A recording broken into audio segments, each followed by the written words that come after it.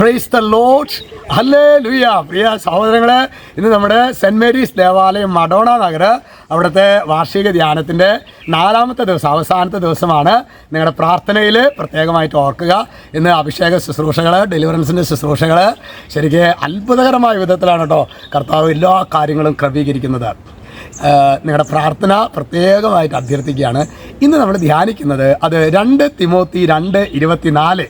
അത് പറയാനായിട്ടുള്ളൊരു കാരണം, ഞാൻ കഴിഞ്ഞ ദിവസം വന്നപ്പോൾ ഒരു ചമ്മാച്ചനോട് ചമ്മാച്ചന് ഏറ്റവും കൂടുതൽ സ്വാധീനിച്ച ഒരു വചനം ഏതാണ്?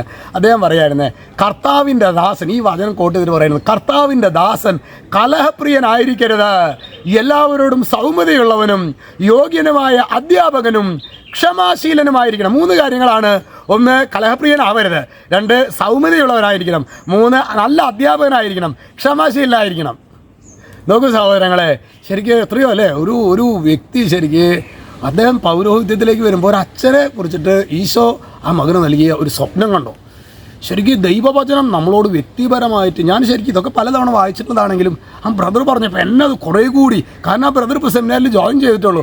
എന്നെ സംബന്ധിച്ച് 18 വർഷമായി ഞാൻ പട്ടം കിട്ടിയിട്ട് എനിക്ക് ഭയങ്കരമായ ഒരു സന്തോഷം, ആനന്ദമൊക്കെ. ആ വചനം, ദൈവമേ, ആ വചനം ബ്രദറിലൂടെ യേശു എനിക്ക് തന്നതാണ് എന്നൊരു ഫീലാണ് എനിക്ക് വന്നത്. നോക്കിയേ, ഈ വചനം കേൾക്കുമ്പോൾ ഈ വചനം നിങ്ങൾ ആവർത്തിച്ച് പറയണം. ഈ വചനം നിങ്ങളോട് സംസാരിക്കും. പ്രിയ സഹോദരങ്ങളെ, ചിലപ്പോൾ നമുക്ക് കലഹം ഉണ്ടാകാനൊക്കെ തോന്നും.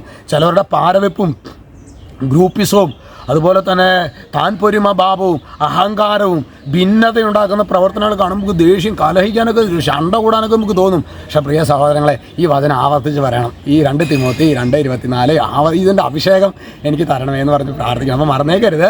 ഇന്ന് നമ്മുടെ മഡോണ നഗർ കാച്ചേരി ഇടവയ്ക്ക് വേണ്ടി നിങ്ങൾ പ്രത്യേകമായിട്ട് പ്രാർത്ഥിച്ചേക്കണം കേട്ടോ. രക്ഷിതാവായ യേശു ക്രിസ്തുവിൻ്റെ നാമത്തിൽ ആശീർവദിക്കുന്നു, ഇപ്പോഴും എപ്പോഴും എന്നേക്കും. ആമേൻ.